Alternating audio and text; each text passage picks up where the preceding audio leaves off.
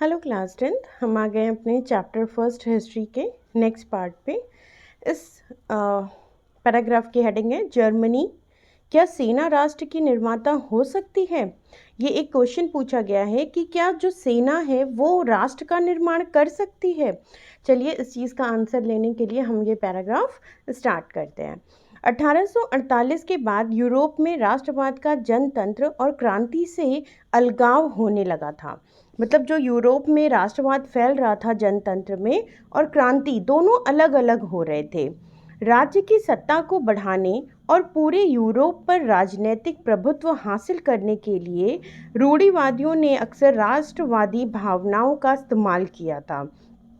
राज्य की सत्ता को बढ़ाने के लिए और राजनीतिक प्रभुत्व हासिल करने के लिए जो रूढ़िवादी लोग थे, जो कुलीन वर्ग के लोग थे, जो अमीर लोग थे, उन लोगों ने क्या किया था, राष्ट्रवादी भावनाओं का इस्तेमाल करना शुरू कर दिया। उन्होंने सोचा कि देखो ऐसे तो हम कुछ कर नहीं सकते हैं ना, जन विद्रोह है वो बढ़ जाएगा। तो उन्होंने बोला क्यों ना हम ही राष्ट्रवाद का पीछा करें, हम ही राष्ट्रवाद को अपना लें और खुद राजा बन के बैठ जाएं।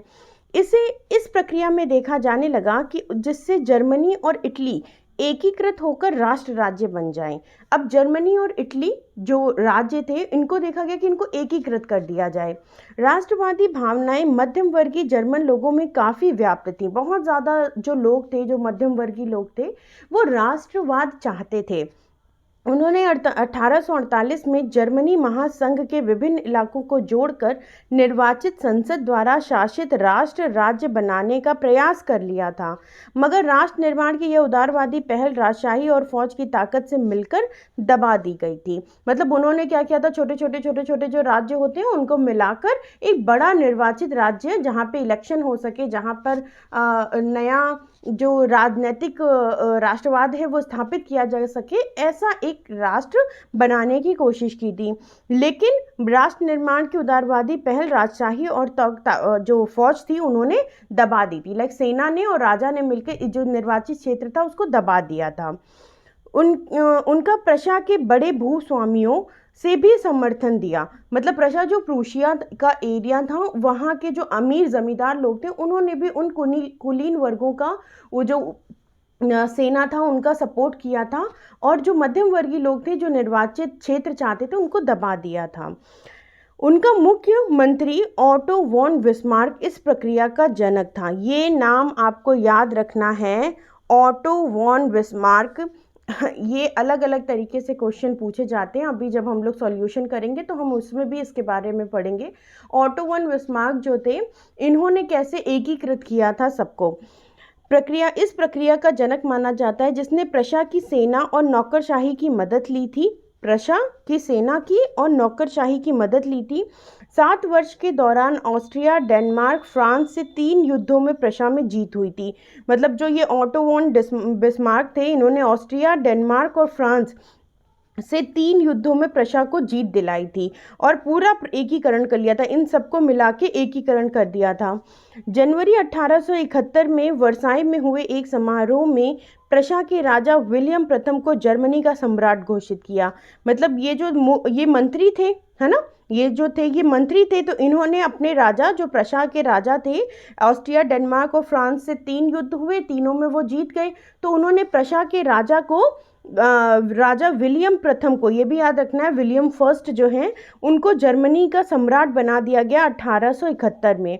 और ये जो होता है ना, जीतने के बाद कहीं ना कहीं हम सेलिब्रेशन करते हैं, तो वो सेलिब्रेशन कहाँ किया गया था, वर्साई में एक सेलिब्रेशन किया गया था। तो आपको यहाँ पे क्या नाम याद रखने हैं, आपको यहाँ याद रखना है Otto von Bismarck, William first. 1871 में कौन से 3 युद्धों में इन्होंने जीत हासिल करी थी, ऑस्ट्रिया, डेनमार्क और फ्रांस से। किसने जीत हासिल करी थी, प्रशा के राजा ने, ठीक है, और जबकि राजा नहीं बल्कि बिस्मार्क ने ये जीत हासिल करी थी। आगे देखते हैं। 18 जनवरी 1871 की सुबह बेहद ठंडी थी।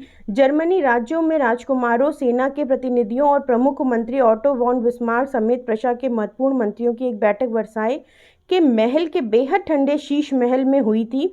सभा ने प्रशा का काइजर विलियम प्रथम के नेतृत्व में नए जर्मन साम्राज्य की घोषणा की थी। अब जो सभा ने प्रशा के काइजर विलियम प्रथम के नेतृत्व में, ये जो है ये काइजर विलियम प्रथम, जो विलियम फर्स्ट की हम बात कर रहे हैं, इनका नाम काइजर था, नेतृत्व में एक नए जर्मन साम्राज्य की। इन्होंने बोला कि जो हमारे विलियम फर्स्ट जो राजा हैं उनके अंडर में अब एक ये नया प्रूशिया है। अब नया प्रूशिया है, उसको क्या नाम दिया इन्होंने? जर्मन का। जर्मन में कौन कौन से हैं? ऑस्ट्रिया, डेनमार्क, फ्रांस और प्रूशिया। जर्मनी में राष्ट्र निर्माण प्रक्रिया ने प्रशा राज्य की शक्ति के प्रभुत्व को दर्शाता था और नए राज्य में ने जर्मनी की मुद्रा, बैंकिंग, कानूनी और न्यायिक व्यवस्थाओं के आधुनिकीकरण पर बहुत जोर दिया था।